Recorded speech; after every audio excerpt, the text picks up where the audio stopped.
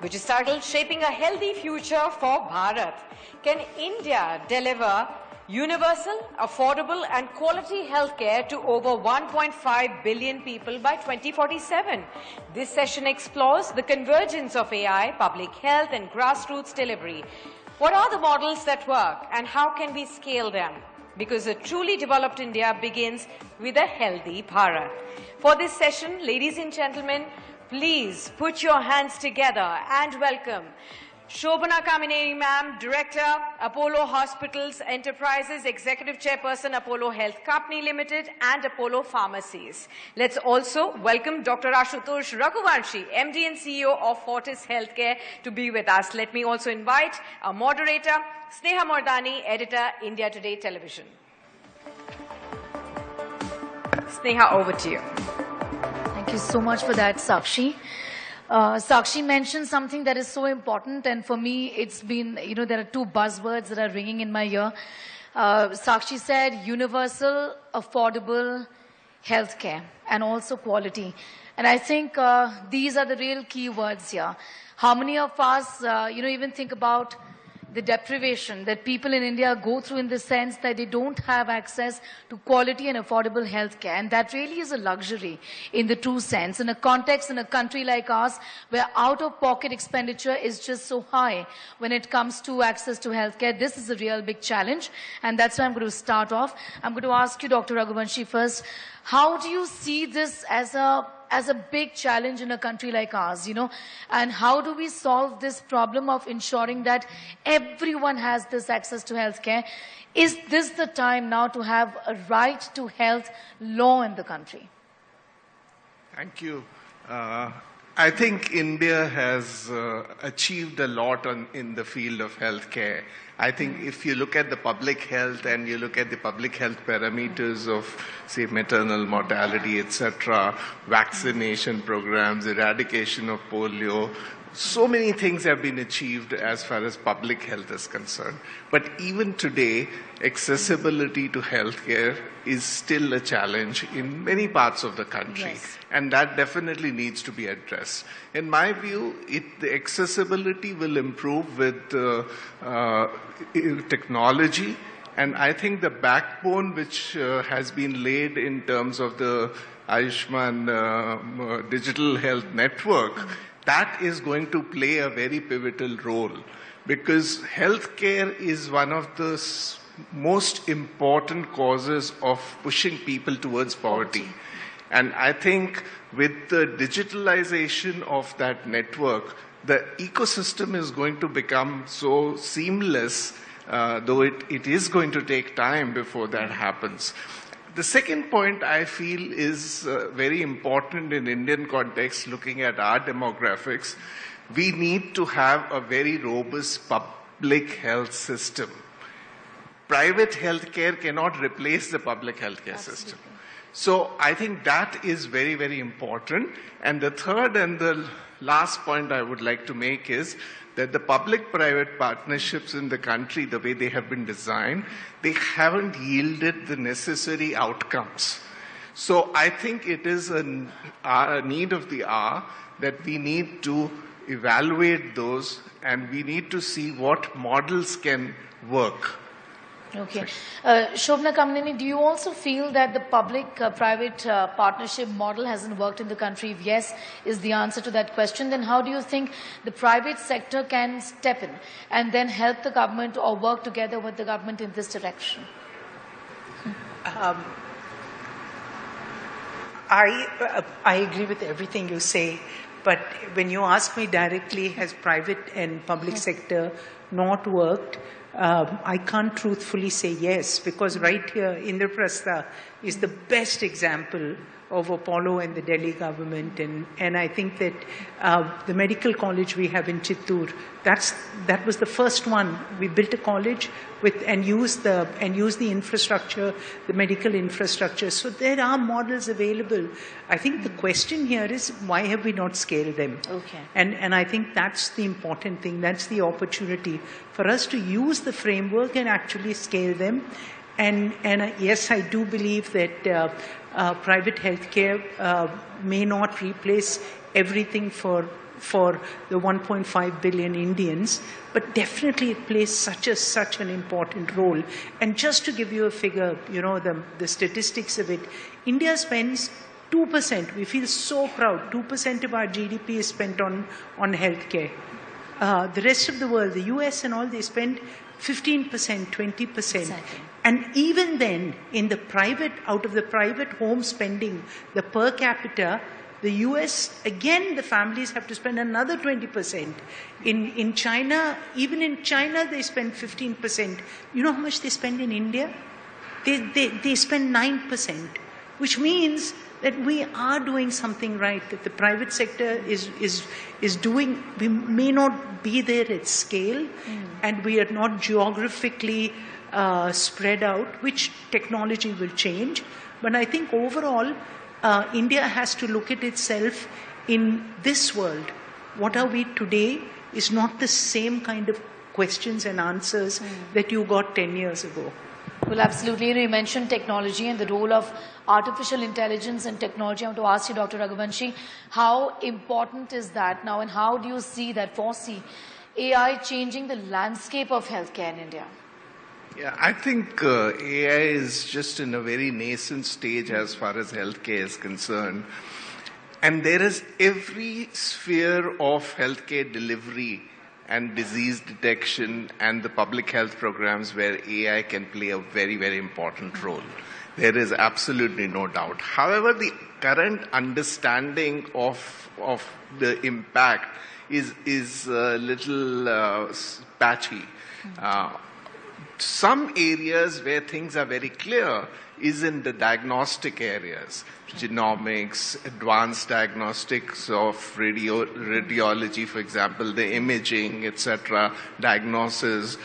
All those areas it is working, but it is still not become prevalent and accessible. I think we need to first have the fundamental pieces fixed, which is having a interoperable EMR across the network, so that there is a linearity in the patient information. So otherwise, artificial intelligence is going to work on the basis of a data which is structured. And absolutely unstructured data cannot really throw out good results. So it is imperative that we focus a lot on digitizing the medical records and the patient linear journeys. So ABA IDs, patients having their records over a period of time, and they being interoperable whenever they want to give access to a care provider, they can do so. So that is, in my view, a very, very important part. And that is what is going to bring the revolution of AI changing the way healthcare is delivered. It's already started to an extent, and you did mention in diagnostics it seems to be working. But I have a question here for the audience. How many people are actually, getting preventive health checkups done? In terms of diagnostics, getting a regular, at least once a year kind of a health checkup?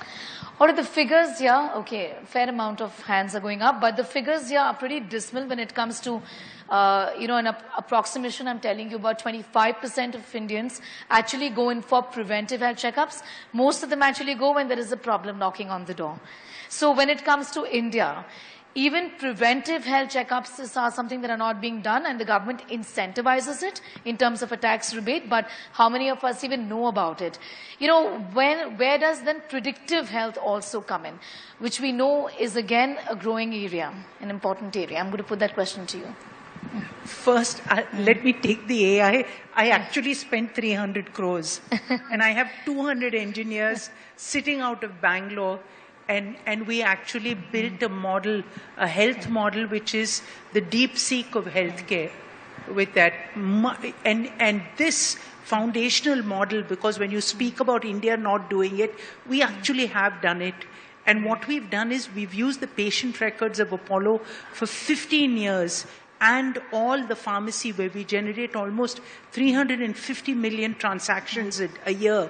all this because what we said is that it's fine that most people are either going to Google or you're going to ChatGPT as your first line of ask in case you have a problem.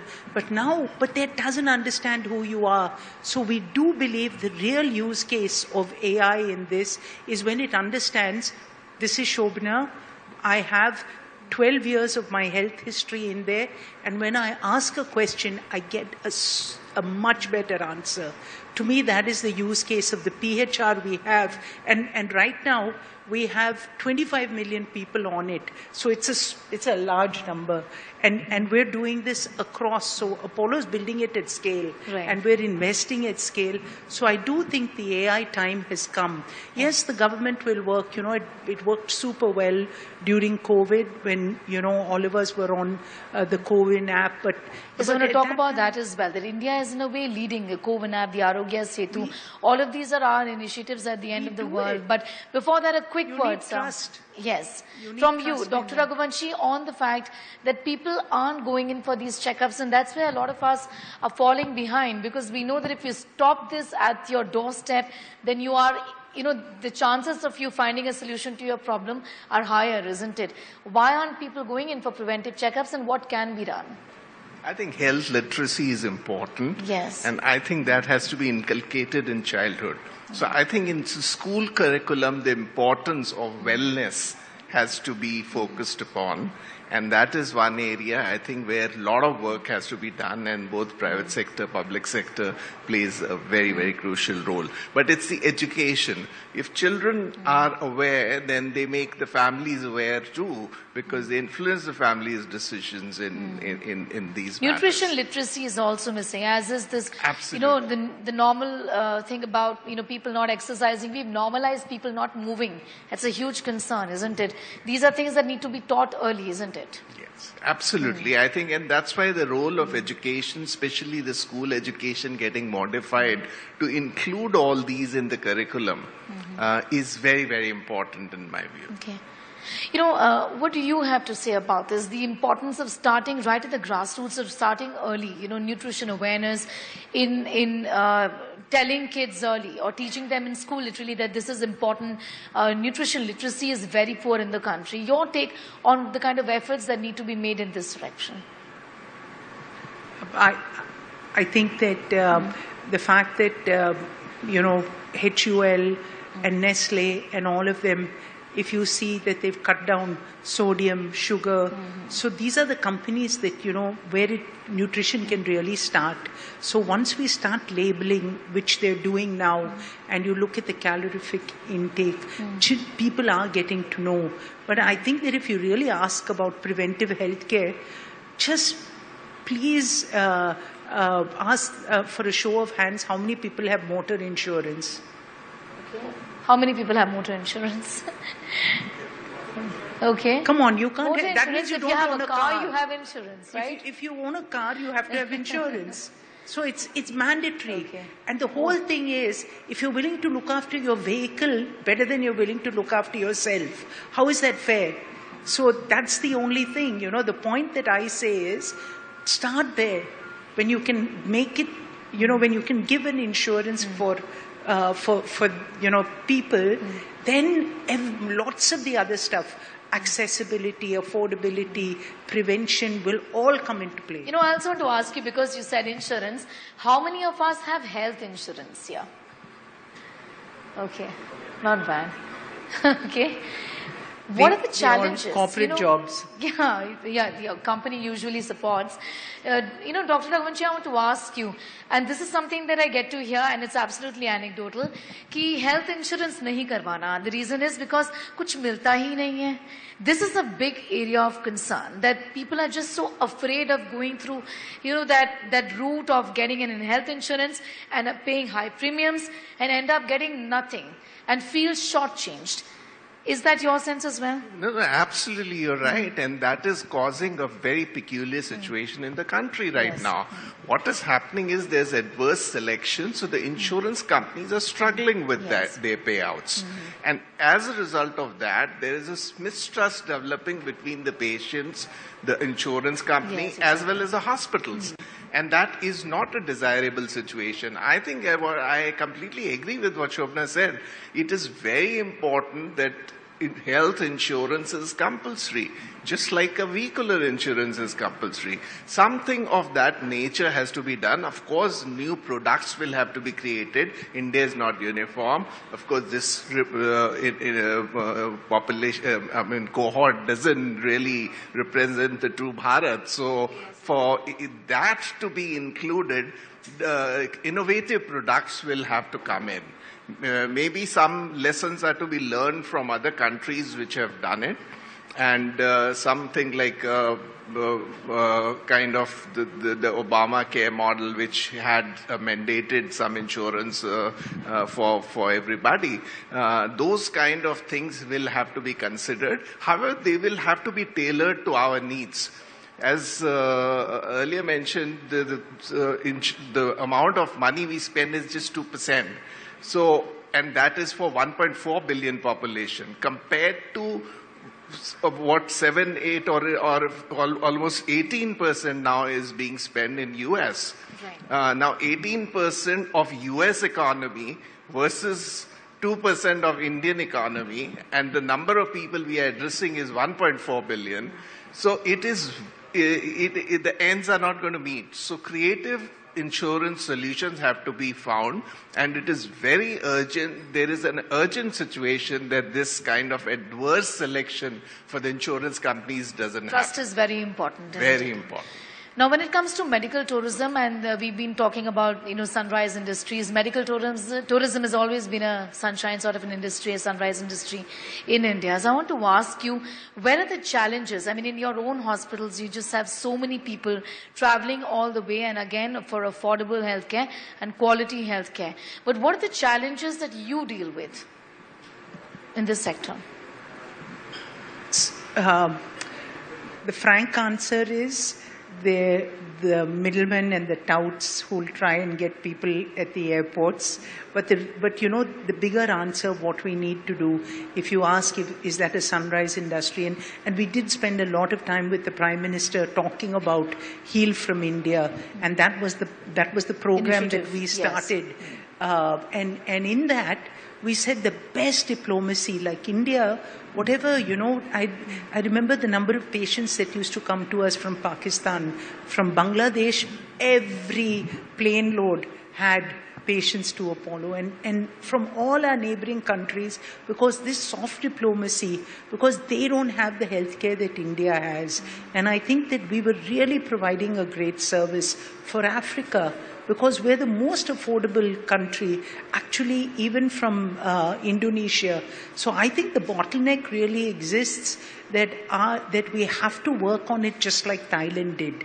It has to be a program. We have to be in those countries. We need more flights. We don't have direct flights. So the more flights that we have that come into this, and then they don't get captured in Dubai and all these other countries that also want to do medical value tourism.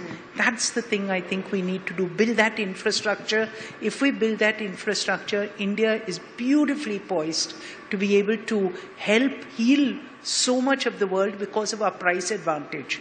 Dr. Raghuvanshi, what do you think should be the way forward, and how do we improve further? What's the kind of assistance or support do you expect really from the government to boost this sector? Yeah, I think Apollo has created a kind of framework on which the rest of the industry has developed. So thank you for doing that. And I think there is absolute credit goes to them. But currently we have a lot of geopolitical challenges which are also causing a kind of difficulty for patients to travel. So the travel and visas are two major problems, along with the problem of the middlemen. So a portal was being developed. There was a lot of talk about it, but not much has come out of it. There has to be some transparency. At the same time, the quality is very important, because if the quality institutions are bypassed and these patients are taken away to some places where the outcomes may not be so good, there'll be bad name to the country. And I'll give you an example of Mumbai, which Mumbai in the 80s and was a hub of medical tourism. And at that point of time, these middlemen took over, and there were all kinds of practices which were going on, which are not acceptable. Outcomes were poor. The city got the bad name, and the number of patients dropped down dramatically. And I think that is very important. We do not talk about quality enough. And that is very important. So some kind of a portal or something has to be developed so that this journey of these patients is safe and secure. Yes, I'm really running out of time. I just have to give you the final word. Shobhana Kamineni, I want to ask you, tell us about that one thing that needs to be done on an urgent basis. And I'm saying in the next, say, 1 year or maybe, 1.5 years, which will help, us as a country, in the sense that which will help India's healthcare landscape. That one thing that needs to be done urgently. One initiative, one law, I don't know. Formalizing the GST, I think, will really help, because I think that people are spending more than they should because they're charged GST, but the hospital in healthcare, for us, it's not a pass-through. So I think there'll be some amount of saving if we do some rationalization, but they never really look at healthcare. And actually to choose a much sexier, nicer thing is, I really think, if it can become like more people have access to health insurance, not just Ayushman Bharat, but it just becomes a movement, not just for corporates, but there's a whole middle class out there that can benefit, and then there'll be prevention. Everything will come, the benefits of AI, the benefits of awareness, everything that you spoke about. If we can just have more people understand, use it and trust it, and people like us who actually publish outcomes with it. Trust really is a factor here, because if we're buying insurance, we trust that you should be getting the benefits of it, and that really, I think, is the challenge here. But lots of issues that you all touched upon. I'm going to thank you. Thank you. Thank you. Thank you so much. Please come to Hyderabad. Thank you so much, Kamineni ma'am, as well as Dr. Raghuvanshi. May I please request you to stay back on the stage. I'll also like to request Mr. Siddharth Basu Chatterjee to hand over a token of our appreciation to both our panelists.